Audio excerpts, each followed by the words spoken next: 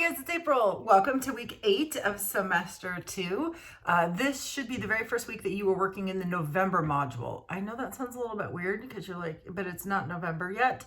It has to do with how our map cutoffs fall. So even though we are still technically in the glorious month of October, this is week 8, which means that you should be working in the November module. Almost tricked myself there.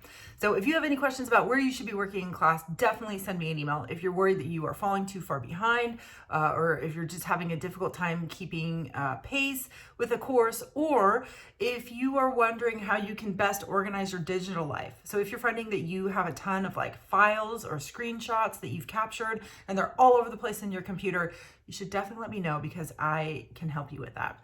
So this week, just dive right into the November module, and by Thursday, you should have a map report from your IA Connect teacher. As soon as you get that map report, all you have to do is open it and respond to it and say like, yep, I got my October map report and I understand my progress. So easy. So, okay, I hope you guys have a great week and I'll see you in class.